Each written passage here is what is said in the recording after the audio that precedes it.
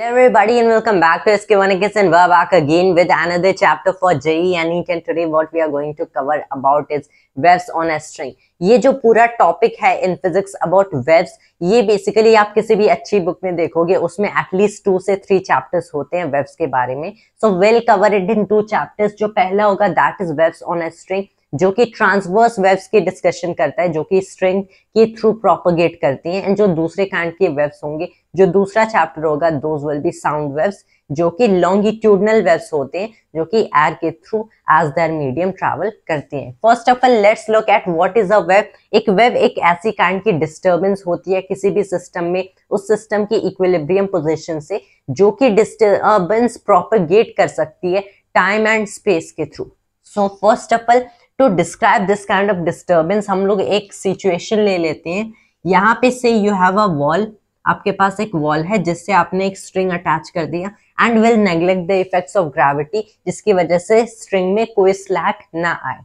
अगर इस स्ट्रिंग को हम लोग अप एंड डाउन मोशन कराते हैं जस्ट वंस, एक बार ऊपर किए फिर उसी पोजीशन पे वापस ला दिए, तो इस स्ट्रिंग की इक्विलिब्रियम पोजीशन को हम डिस्टर्ब करें एंड यहाँ के जो भी पार्टिकल्स होंगे ये कुछ ऐसी मोशन में आ जाएंगे। ये होगा कुछ latter case for the string. And फिर हम लोग क्या देखते हैं कि ये जो डिस्टर्बेंस हम लोगों ने स्ट्रिंग में प्रोड्यूस किया है, ये डिस्टर्बेंस स्पेस एंड टाइम के थ्रू इस एंटायर स्ट्रिंग को एक मीडियम लेके थ्रू द स्ट्रिंग प्रोपोगेट करती है। यानी कि ये डिस्टर्बेंस एक वेव है, क्योंकि ये डिस्टर्बेंस ही प्रोपोगेट कर सकती है एंड और भी पार्टिकल्स को उनकी इक्विलिब्रियम पोजीशन से डिस्टर्ब कर सकती है एंड डिस्प्लेस कर सकती है।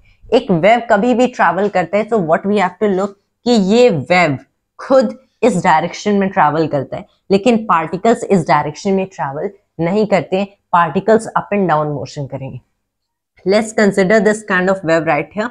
ये कुछ ऐसा वेव बनेगा जो कि ये वेव यहाँ पे ट्रैवल करे, यानी कि ये सारे पार्टिकल्स कुछ ऐसे मोशन करेंगे अप एंड डाउन। तो जो भी हमारे पास पार्टिकल्स होंगे, पहले ये पार्टिकल यहाँ पे था, फिर जब ये वेव यहाँ पे रीच किया ये पार्टिकल ऊपर गया। पार्टिकल की वर्टिकल मोशन होती है, वेव की खुद की एक हॉरिजॉन्टल मोशन होती है। And that is what we need to take care कि जो पार्टिकल की वेलोसिटी होती है या फिर इवन स्पीड होती है, वो वेव वेलोसिटी या स्पीड से डिफरेंट होती है। And this is a very important thing which many of you might even confuse कि particle velocity and wave velocity are same, but no, they are in the same. And जो symbol v होता है, common symbol, standard notation for velocity, वो हम लोग wave velocity के लिए लेते हैं। नाउ लेट्स डिस्कस कि वेव्स में भी बहुत सारे काइंड के वेव्स आ सकते हैं, लेकिन इनको क्लासिफाई करें अगर कैटेगरीज में तो 2 मेन कैटेगरीज आती हैं फॉर वेव्स। एक होता है ट्रांसवर्स वेव। ट्रांसवर्स वेव कुछ ऐसी काइंड की वेव्स होती हैं जिसमें पार्टिकल का मोशन नॉर्मल या फिर परपेंडिकुलर होता है वेव के मोशन के through, as in this case. तो ये जो वेव्स ऑन ए स्ट्रिंग होती हैं ये ट्रांसवर्स वेव होती है। This is a transverse wave, क्योंकि पार्टिकल का motion is perpendicular to the wave का मोशन।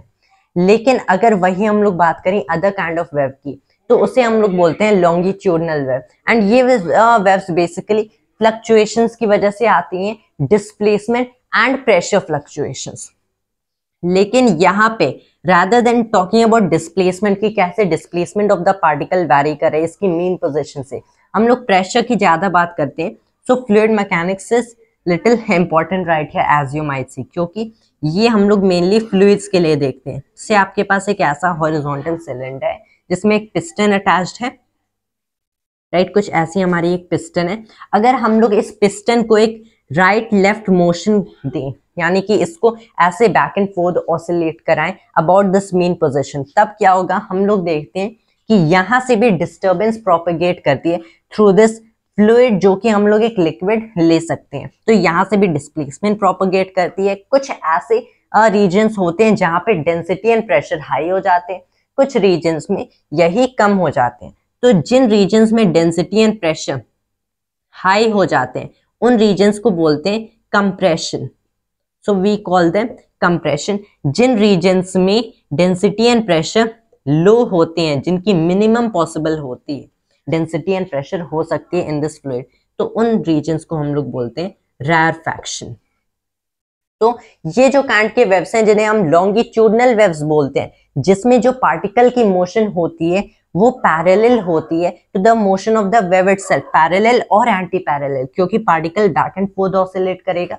लेकिन जब ये आगे जाएगा तो ऑब्वियसली वेव आगे जा रहा है, इट इज पैरेलल। जब ये वापस पीछे आएगा towards the mean position and then away from the mean position in the backwards direction, तब इसकी मोशन एंटी पैरेलल है टू द ओरिजिनल वेव। तो जब एक ऐसा काइंड का केस आता है then the wave is said to be longitudinal wave।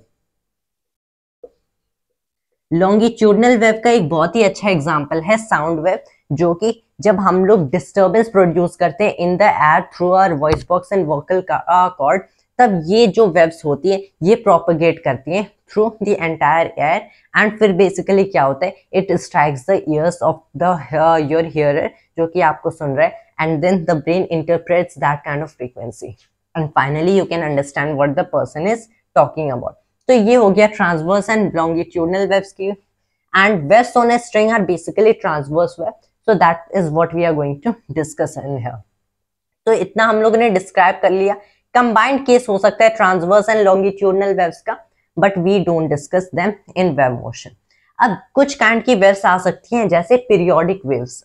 Basically periodic waves भी there can be periodic transverse waves या फिर पीरियोडिक लॉन्गिट्यूडनल वेव्स। यानी कि यहाँ पे जब आपने एक बार इसे बैक एंड फोर्थ या फिर अप एंड डाउन मोशन कराया, let's check on this one case, तब ये बेसिकली एक वेव पल्स क्रिएट होती है। लेकिन अगर आपको पूरी की पूरी वेव की सीरीज प्रोड्यूस करनी है, then you have to oscillate it back and forth again and again as a sine or cosine function। यानी कि आपको इसे SHM सिंपल हार्मोनिक मोशन में बैक एंड फोर्थ मोशन या फिर अप एंड डाउन मोशन कर सकते हो। तो उस केस में एक सिंगल वेव प्रोड्यूस नहीं होती है, बल्कि बहुत सारी वेव्स प्रोड्यूस होती हैं। सो इन काइंड के वेव्स को हम लोग बोलते हैं periodic waves and will also discuss a lot about that. अब हम लोग डिस्कस कर लेते हैं कि ये जो वेव्स होती हैं, सिंस ट्रांसवर्स वेव्स की बात करें and I talked about displacement, इस डिस्प्लेसमेंट की बात कर लेते हैं जिसे हम लोग वेव फंक्शन बोलते हैं। वेव फंक्शन बेसिकली सिंस हम लोग जानते हैं कि ये किसी भी स्पेसिफिक इंस्टेंट पे या फिर किसी भी स्पेसिफिक टाइम पे ये वेव राइट की टुवर्ड्स प्रोपेगेट करिए थ्रू द स्ट्रिंग, इसके पास एक मीडियम है एंड ऐसी काइंड की वेव्स को मैकेनिकल वेव्स बोलते हैं। ऐसी वेव्स जो कि मीडियम के थ्रू प्रोपेगेट करती हैं लाइक ट्रांसवर्स एंड लॉन्गिट्यूडनल। कुछ होती हैं इलेक्ट्रोमैग्नेटिक वेव्स लाइक लाइट, जिन्हें मीडियम की जरूरत नहीं पड़ती है।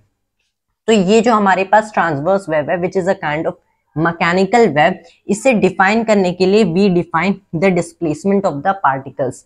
सिंस डिफरेंट टाइम पे सेम पार्टिकल की भी डिफरेंट डिस्प्लेसमेंट होगी, सेम टाइम पे एक डिफरेंट पोजीशन पे डिफरेंट पार्टिकल की डिफरेंट डिस्प्लेसमेंट होगी। यानी कि यहाँ पे displacement position on the string and time दोनों का फंक्शन है and that's why it is said to be a wave function. इसे हम लोग एक वेव फंक्शन बोलते हैं। It's gonna be very helpful when you study further quantum mechanics, जो कि जेईई एंड नीट के सिलेबस में ऑफ कोर्स नहीं है। So when you are doing your undergrad study, so quantum mechanics is really an interesting and weird topic. तो wave function basically हम लोग निकालते कैसे हैं for any specific instant of time. ये कोसाइन या फिर साइन फंक्शन आ सकता है। Will discuss about cosine functions here. Since जब हम लोगों ने एसएचएम किया था प्रीवियसली, जो कि मेरा previous one shot video was based on, तो वहां पे हम लोगों ने कोसाइन फंक्शन लिया था। तो अगर इसे मैं एसएचएम में अप एंड डाउन मूव कराता हूं, तो व्हाट आई कैन सी कि x इक्वल 0 यानी कि the free end of the string, x equal 0 पे at a time t, since SHM हो रहा है तो y as a function of t और रादर y एट 0, t मैं कैसे बता सकता हूं? I can call it a cos omega t at the instant t at 0, x equals 0। and also अगर मुझे rather y at x t चाहिए, तब मैं क्या कर सकता हूँ? let me define कि x कुछ यहाँ पे है, this is x t, ये हो गया हमारा 0 t।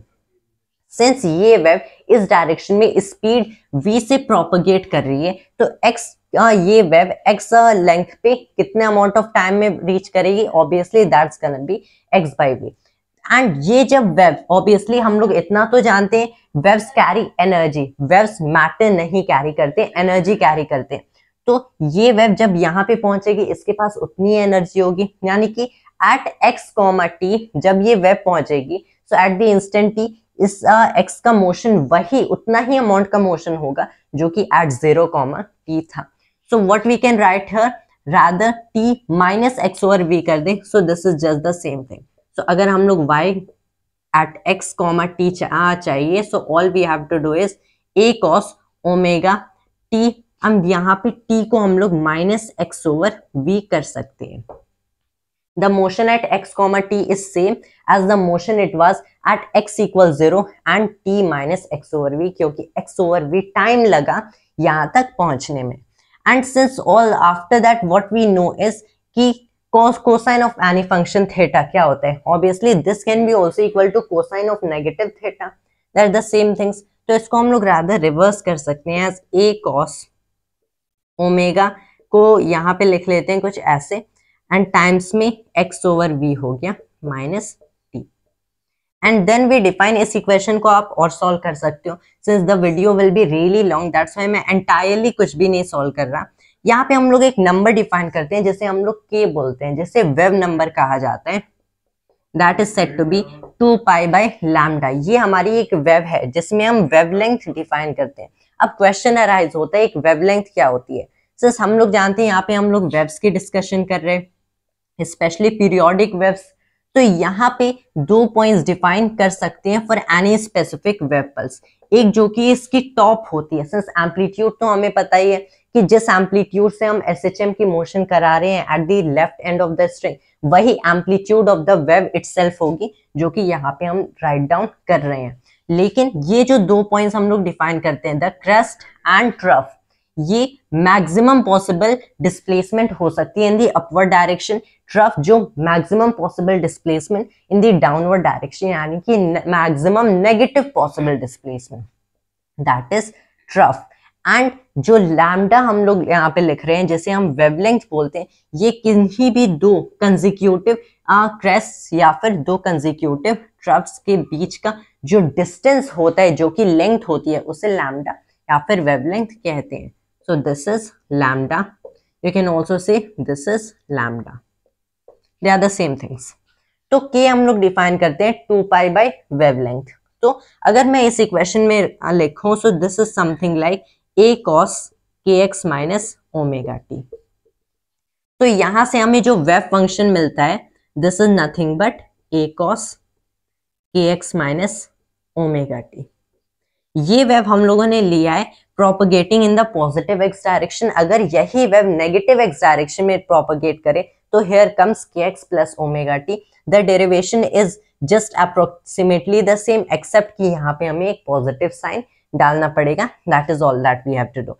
सो यहाँ पे wave function as a function of both the position and time, since ये दोनों पे डिपेंड करेगा कि किस इंस्टेंट पे बात कर रहे हैं एंड किस पार्टिकल की बात हो रही है, at what distance from this position, जैसे x इक्वल 0 माना गया है। That is a cos kx minus omega T. k is the wave number. And notice बहुत सारी जो बुक्स होती हैं वहां पे क्या होता है कि k को 1 बाय लैम्डा ले लिया जाता है, but it is more popular as 2 pi by lambda. वो सारी books usually French text books में ऐसा किया जाता है, but what you have to do, आपको k 2 पाई बाय लैम्डा ही लेना है। एज वी नो कि लैम्डा की जो यूनिट्स होंगी वो मीटर होंगी in SI, so this is metre inverse या फिर radian per metre, as 2 pi is nothing but angle itself. तो ये हम लोगों ने वेव फंक्शन डिफाइन कर लिया। And now first of all I will rub all of the system and then will proceed further.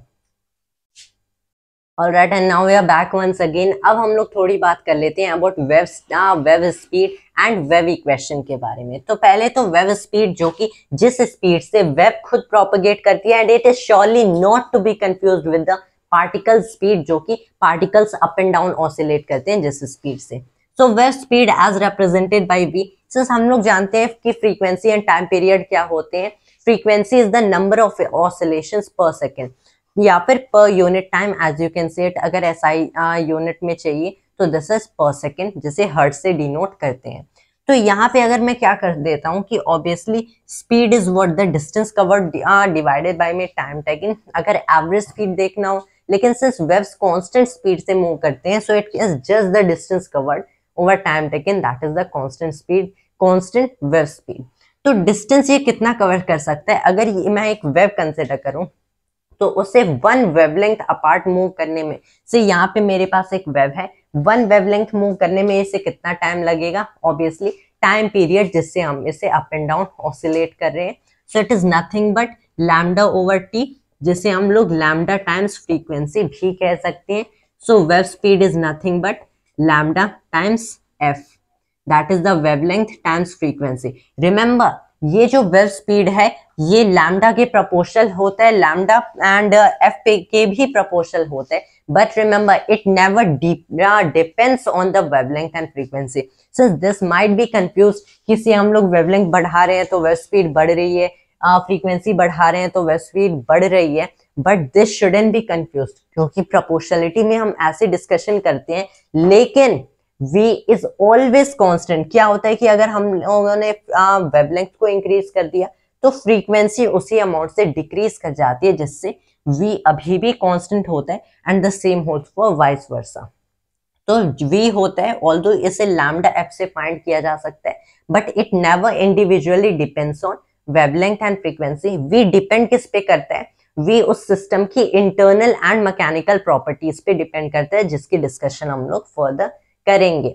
अब हम लोग देख लेते हैं, since we have known about this equation, wave equation के बारे में. एंड वेव इक्वेशन, जैसे हम लोगों ने वेव फंक्शन निकाला है, that is y as a function of x and t is a cos kx minus omega t.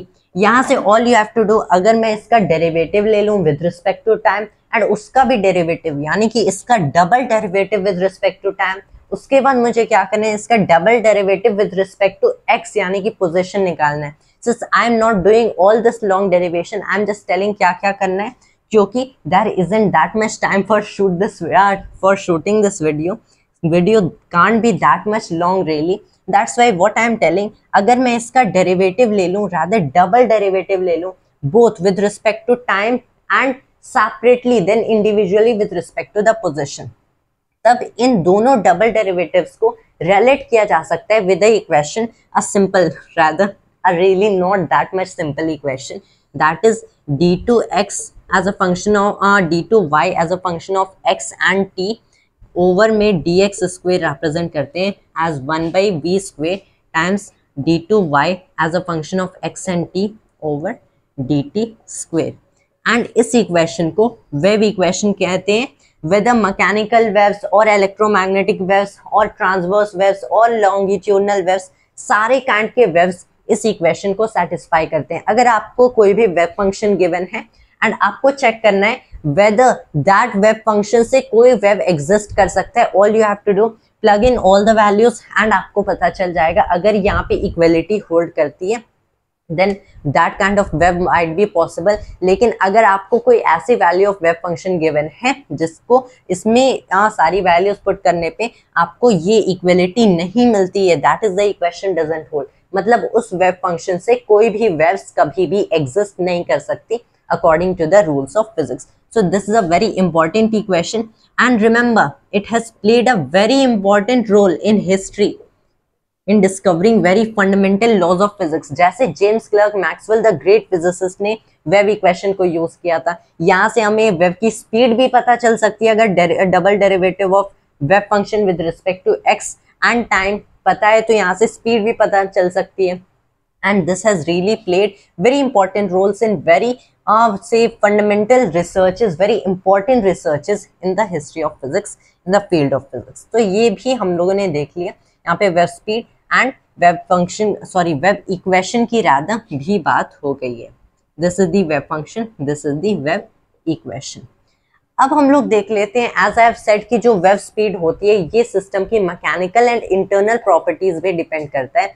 What is it actually, यानी कि ये किस पे डिपेंड करेगा, किस पे नहीं डिपेंड करेगा. इसके लिए एक ट्रांसवर्स वेव कंसिडर कर लेते हैं एंड इसको भी मैं फॉर्मली ऐसे डिराइव नहीं करने वाला हूँ, but rather I just tell the steps.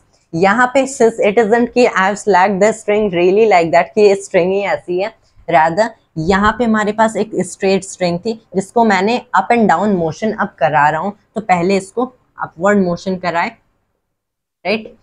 अब अपवर्ड मोशन कराने के लिए ऑब्वियसली मुझे इस पे अपवर्ड डायरेक्शन में एक वर्टिकल फोर्स अप्लाई करना पड़ेगा। जब ये स्ट्रिंग अनस्ट्रेच्ड थी तो भी इसके अंदर एक टेंशन होगा, इसके अंदर ऑब्वियसली एक टेंशन होगा at each and every point, जिसे एफ से डिनोट हम लोग कर रहे हैं। तो यहाँ पे एफ है, यहाँ पे एक दैट इज हम लोग कह सकते हैं रादर इस डायरेक्शन में दैट इज द टेंशन, जिसे एफ से डिनोट किया जा रहा है।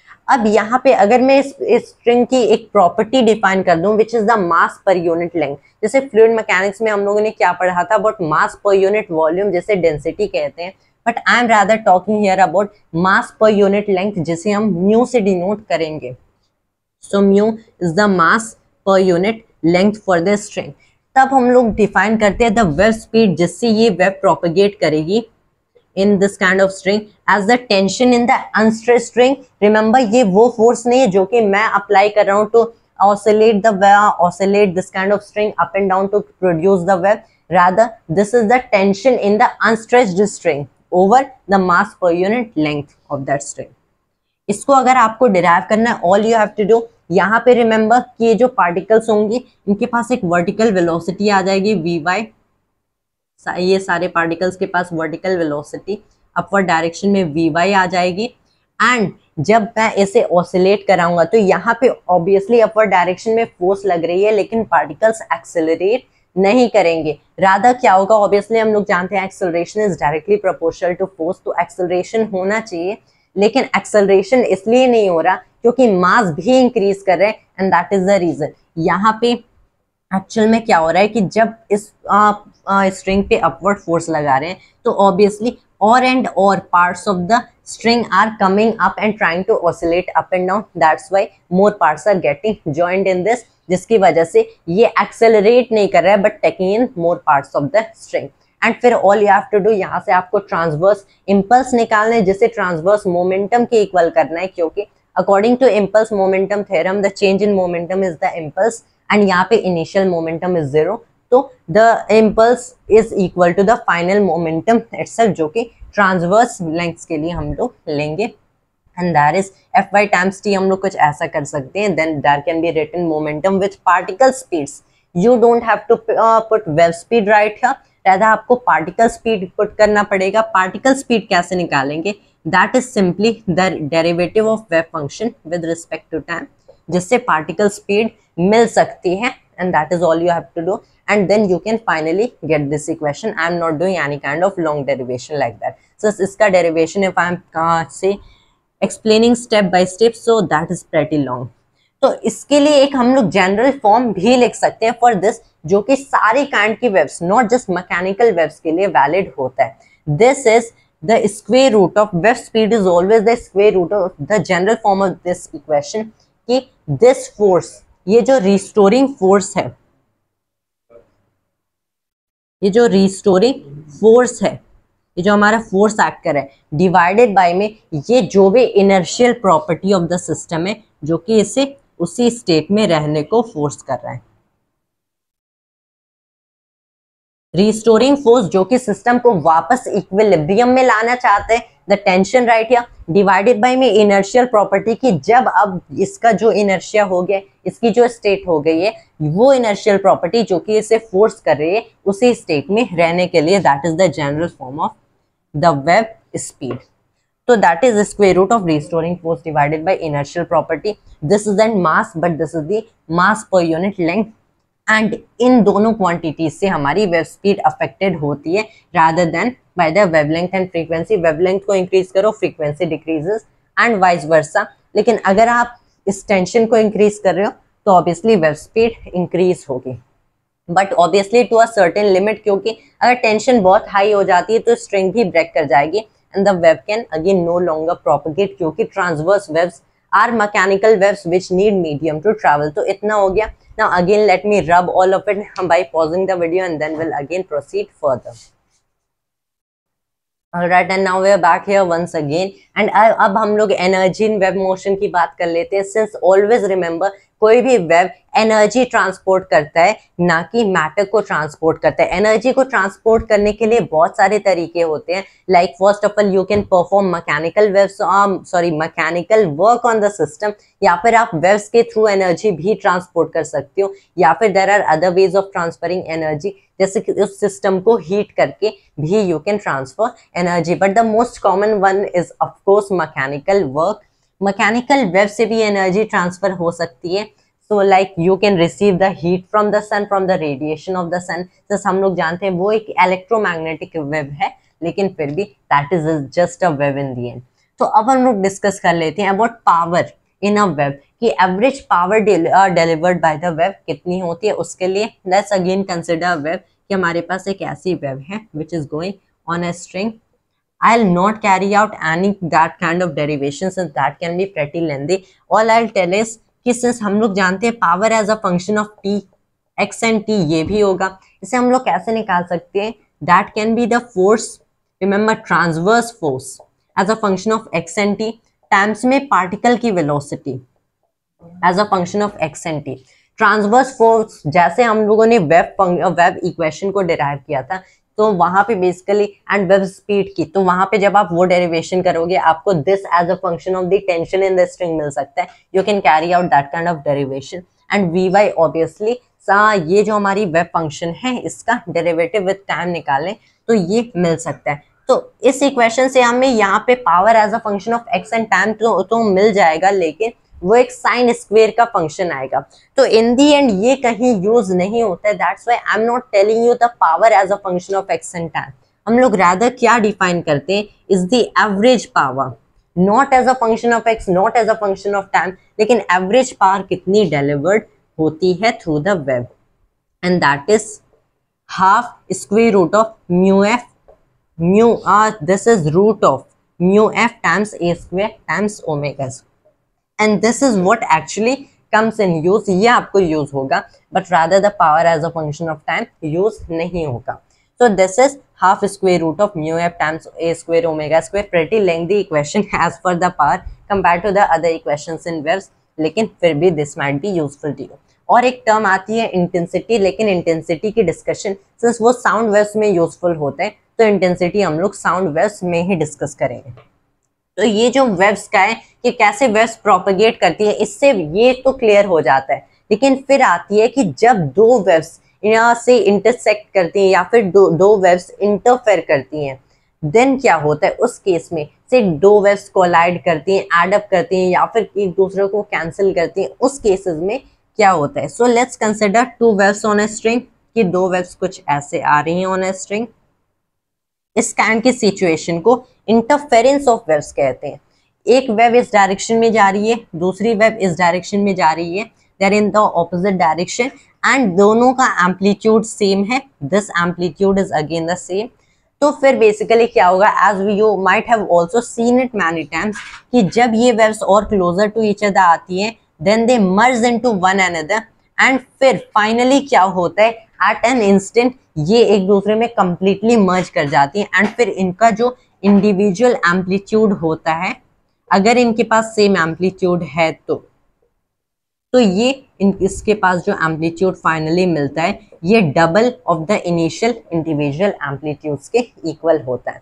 तो यहाँ पे जो हमारे पास रिजल्टिंग वेव है, इसकी वेव फंक्शन कैसे निकालते हैं, उसके लिए let's again discuss another case in this. इसके लिए एक और केस पॉसिबल है कि अगर ये वेव यहाँ से जा रही है, यहाँ से ऑब्वियसली अपोजिट डायरेक्शन में एक और वेव जा रही है, but it is inverted with respect to the first wave, तब क्या होगा, they are in equal in amplitudes again, but one is inverted with respect to other. तो यहाँ पे बेसिकली एज वी नो कि फाइनली जब ये वेव्स इंटरसेक्ट करती हैं, इंटरफेयर करती हैं, as the situation is called the interference of waves, finally एक ऐसा इंस्टेंट आता है then the waves get cancel, लेकिन फिर दे मूव सेपरेटली। ये वाली वेव यहाँ पे आ जाती है, ये वाली वेव यहाँ पे चली जाती है।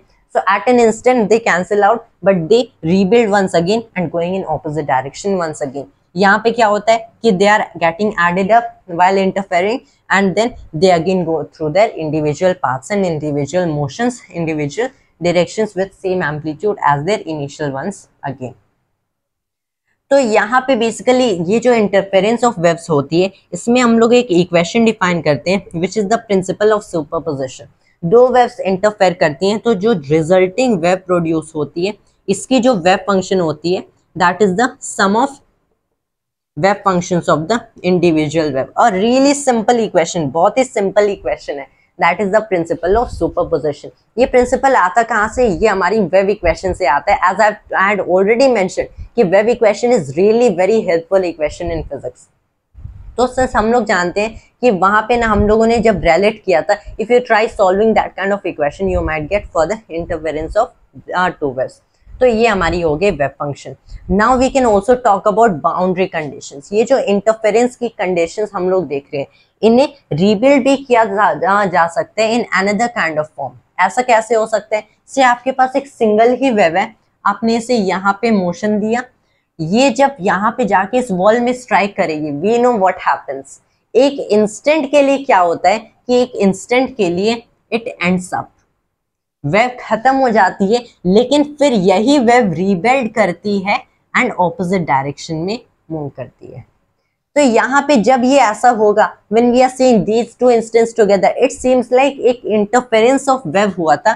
कौन से केस में? जब एक वेव दूसरे वेव के रेस्पेक्ट में इन्वर्टेड थी। दैट इज द थिंग कि यहाँ पे हम लोग क्या देखते हैं कि it ends up and rather ये जो भी वेव हम लोग देख रहे हैं, it isn't in the same way right है। इंस्टेड इसका जो शेप होता है वो भी डिस्टॉर्ट हो जाता है और rather I would say inverted हो जाता है।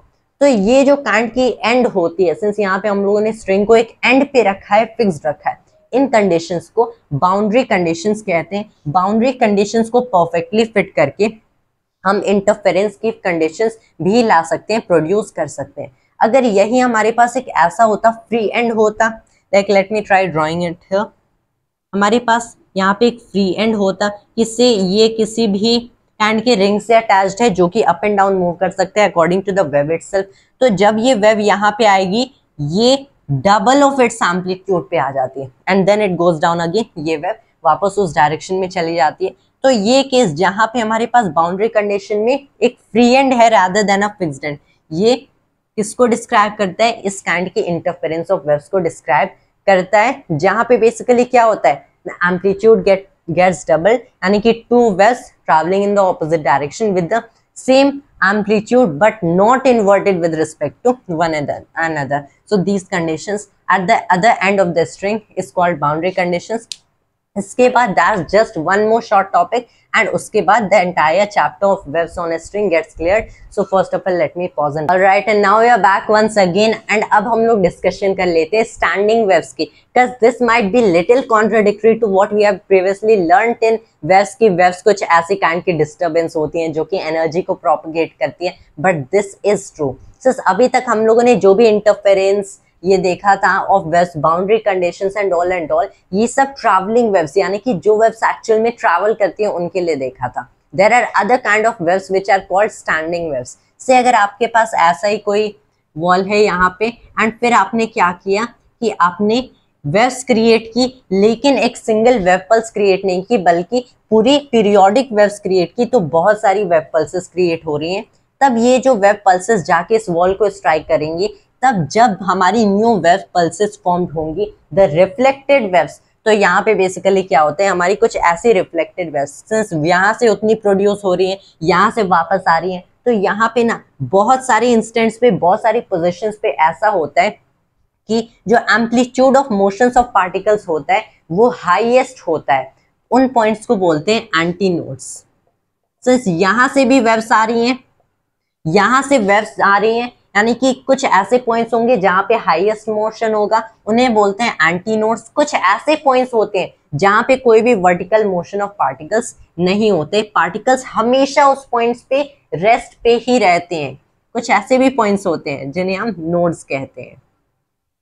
सो they are just complete opposite of one another. And ये जो हमारी रिजल्टिंग फाइनल वेव आती है, a periodic wave plus a periodic reflected wave, तो ये जो वेव्स होती हैं ये ट्रैवल किसी भी डायरेक्शन में नहीं करती है, बल्कि ये इनकी जो नेट डिस्प्लेसमेंट होती है, रिजल्टेड डिस्प्लेसमेंट होती है, वो जीरो होती है। ये स्टैंडिंग वेव्स कहलाती हैं। So these kind of waves are called standing waves which are not travelling waves. And इनसे कोई भी एनर्जी भी ट्रांसपोर्ट नहीं होती है, दे आर जस्ट स्टेशनरी, बस इसके particles up and down motion करते हैं। For maximum it is anti nodes, जो कि नहीं करते, these are the nodes. So these are standing waves. इसके लिए भी बाउंड्री कंडीशंस होती हैं, as we are seeing for anti nodes and nodes. Anti nodes तब अराइज होते हैं जब दो वेव्स यहाँ पे कुछ ऐसे स्ट्राइक करती हैं कि जो मैक्सिमम पॉसिबल डिस्प्लेसमेंट हो सकता है। तो उस काइंड के इंटरफेरेंस को अगर बाउंड्री कंडीशंस के टर्म्स में देखा जाए, it is called constructive interference. Nodes को अगर बाउंड्री कंडीशंस के टर्म्स में देखा जाए तो यहाँ पे there is such a kind of interference जहाँ पे everything cancels out, the waves cancel out, तो इसे बोलते हैं destructive interference. So these are about constructive and destructive interference. तो ये भी हम लोगों ने देख लिया। Now let's talk a little bit about कि इसकी जो वेव फंक्शन होगी वो कैसे होगी। So I am again simply telling the equation since it's really hard to derive in such a short video as we are talking about waves on a string पूरा chapter. तो एक standing waves के लिए जो wave function होती है, this is a times में cos हो सकता है। Remember a for what, the amplitude for the standing wave, the maximum possible displacement. Remember the anti nodes की एम्पलीट्यूड, क्योंकि इनकी तो जीरो होगी, मोशन होता ही नहीं है। cos kx टाइम्स में ये होता है cos of omega t. So this is a double cosine function कि cos of kx times cos omega t. This is the wave से you can call it for wave function for a standing waves. Just ये बहुत ज्यादा use में नहीं होगा, so that is not very much importance to analyze this equation or just claim this equation, but it still might be used जब हम लोग interference की बात करते हैं whether constructive or even destructive. Now let's talk about normal modes on a string. अब देखोगे कि जो वायलिन की स्ट्रिंग्स होती हैं, पियानो की स्ट्रिंग्स होती हैं, यहाँ पे दोनों एंड पे ये प्लग्ड होते हैं, दोनों एंड फिक्स्ड होते हैं, while यहाँ पे हम लोगों ने पढ़ा कि सिर्फ एक ही एंड फिक्स्ड है। तो हम लोग क्या देख सकते हैं, यहाँ पे तो एक नोड एनालाइज कर ही सकते हैं कि जहां से मोशन करा रहे हैं कि ऑब्वियसली वहां पे सिंस रिजल्टिंग ये जीरो है, यहाँ पे एक नोड हमारा बन सकता है। यहाँ पे तो एक्चुअल में सॉरी मूव कर रहा है, यहाँ पे एक नोड बनेगा क्योंकि यहाँ पे कोई भी मोशन नहीं होगा, this is a fixed and. वैसे ही अगर आप एक ऐसे स्ट्रिंग देखोगे जो कि दोनों एंड से फिक्स्ड है एंड वहां पे स्टैंडिंग वेव्स क्रिएट होते हैं एंड ऑल, वहां पे स्टैंडिंग वेव्स क्रिएट होते हैं, तो दोनों एंड्स पे क्या होने चाहिए, नोड्स होने चाहिए। ऑल्सो नोड्स के लिए एक्स की वैल्यूज के लिए कंडीशन क्या है, यहां से देख लें तो नोड्स के लिए क्या, this should be of course zero, तो ये जीरो हो नहीं सकता, ये जीरो हो नहीं सकता, कॉस के एक जीरो होना पड़ेगा, rather this is sine, sine का फंक्शन है, साइन की एक्स जीरो होना पड़ेगा। साइन की एक्स जीरो कब होगा, जब के एक्स जीरो के इक्वल होगा। के एक्स जीरो के इक्वल कैसे हो सकते हैं, एक्स की वैल्यू जीरो हो सकती है, या फिर वी नो कि बेसिकली ये ऑल्सो इट कैन जीरो हो सकता है, के एक्स लाइक जीरो हो सकता है। There are also other possible values, क्योंकि हर 2 पाई रेडियन पे हमारी साइन की वैल्यूज रिपीट होती है। सो ऑब्वियसली ये जो एक्स होगा दिस कैन बी 0 बाई के, ऑल्सो फॉर मोर वैल्यूज के को 2 पाई बाई लैम्डा रखें, सो this is lambda by 2, 2 lambda by 2, 3 lambda by 2 and repeated on and on. ये हो गए हमारी x की values for which nodes can possibly arise. यही इक्वेशन यहाँ पे ट्राई करें अप्लाई करने के लिए, तो हमारे पास कितने, दो नोड्स तो फिक्स्ड हैं, दो नोड्स बनने ही बनने हैं। अगर इस स्ट्रिंग की लेंथ है l, अगर इस स्ट्रिंग की लेंथ है l, जो जिसपे हम लोगों ने स्टैंडिंग वेव्स क्रिएट किए हैं यूजिंग पीरियोडिक वेव्स, तो दो नोड्स बनने ही बनने, यानी कि at a distance of l हमारी ये दो कंसेक्यूटिव नोड्स हो गए, क्योंकि यहाँ पे दोनों एंड्स फिक्स्ड हैं। तो इस l को हम लोग कैसे लिख सकते हैं, एक इंटीजर n कर देते हैं, टाइम्स में लैम्डा बाई 2 हो जाएगा, क्योंकि here is the value of x। अगर लोएस्ट पॉसिबल के लिए देखें वैल्यू फॉर n, तो ऑब्वियसली वो लैम्डा बाई 2 होगा फॉर विच n इक्वल 0, लेकिन यहाँ पे अगर n equals 1, 2, 3 and so on चाहिए, तो n की value we can put 1, 2, 3 and so on, जिसके लिए हमारी लेंथ हो सकती है। एंड रिमेंबर कभी भी हमें स्टैंडिंग वेव्स प्रोड्यूस करने हैं, so the length of the string should be this much, n times l by 2। Obviously अगर स्ट्रिंग दोनों एंड्स पे फिक्स्ड है तभी ये पॉसिबल है। इसके लिए हम लोग तब लैम्डा सब n क्या डिफाइन कर सकते हैं, ये हो सकता है 12/n, again n is what 1, 2, 3। हम लोगों ने बस इक्वेशन को रिवर्स कर दिया, दिस इज 12/n। यहां से फ्रीक्वेंसी निकल सकती है for standing waves, for waves standing waves ये v बाई लैम्डा n होगा, okay v by lambda n होगा, तो ये हो जाएगा ऑब्वियसली यहां से n टाइम्स में v बाई 2l, n को यहाँ पे लिख लेते हैं, अगेन n इज व्हाट 1, 2, 3। ये जो हमें फ्रीक्वेंसी मिल रही है ना एट दी nth वैल्यू, कि at the nth value frequency मिल रही है, अगर मैं n इक्वल्स 1 रख दूं तो हमारे पास लोएस्ट पॉसिबल फ्रीक्वेंसी होगी, जो कि a string of length l with wave speed v can have the lowest possible frequency arising for a standing wave, which is what v by 2l ही हो सकता है lowest possible frequency at n की value 1। ये जो हमें f1 equals v by 2l मिल रहा है ना, ये इसे फंडामेंटल फ्रीक्वेंसी कहा जाता है, which is the lowest possible frequency on for a standing wave with string fixed at both the ends with length l, जिसपे वेव स्पीड v से ट्रैवल कर रही है, वेव स्पीड v से ट्रैवल कर रही है रादर। अब जो भी दूसरी हमारी फ्रीक्वेंसीज होंगी, एक ये फ्रीक्वेंसी हो सकती है, रिमेंबर यहाँ पे फ्रीक्वेंसीज डिस्क्रीट वैल्यूज से होंगी, कंटिन्यूअस नहीं होंगी, डिस्क्रीट वैल्यूज से होंगी। जो हमारी सेकंड फ्रीक्वेंसी हो सकती है, ये क्या होगी, n की वैल्यू 2 रखेंगे, but we don't need to do that, all we have to do multiply with f1, n multiplied by f1, तो f2 is what n times f1, f3 is what यहाँ पे 3 टाइम्स f1 कर सकते हैं, fn is what n times f1, यहाँ पे 2 times f1 हो गया, यहाँ पे 3 टाइम्स f1 हो गया। एज अ होल हम लोग लिख सकते हैं fn is basically what n times f1, that is n times v over 12। तो ये जो हमारी फंडामेंटल फ्रीक्वेंसी है, इसे फर्स्ट हार्मोनिक कहते हैं। ये जो सेकंड वाली फ्रीक्वेंसी है, इसे second harmonic, this is the third harmonic. जो म्यूजिशियंस होते हैं they might also call them overtunes, but this isn't called to be an overtune, इसे हम लोग first overtune कह सकते हैं, so this is second overtune। तो जो f1 है first harmonic and fundamental frequency, f2 है this isn't fundamental but this is the first overtune but second harmonic, and the same holds in the same way for the third frequency। यहाँ पे अगर हम लोग देख लें तो यहाँ पे वेव स्पीड जो v है, इसको square root of f over mu भी लिख सकते हैं for this kind of string. तो ये हो गया, ये जो टॉपिक है ना एक्चुअल में बहुत यूज में नहीं आएगा, but still it is quite interesting topic about standing waves on a string. Remember fundamental frequency is all that you need to know. ये सारे हम लोगों ने डेरिवेशंस किए, ये डेरिवेशन शॉर्ट था, that's why I got it done in this video, since we had to shoot the video on waves on a string in one shot। but all you have to do, remember this equation and इसी से multiply कर दो n या फिर कोई भी value you will get for that value of n, जो frequency होगी, जो भी हमारी harmonic या फिर overtune होगा। and that is all for waves on a string in one shot for JEE and NEET, and thanks to you always, and जय हिंद जय भारत।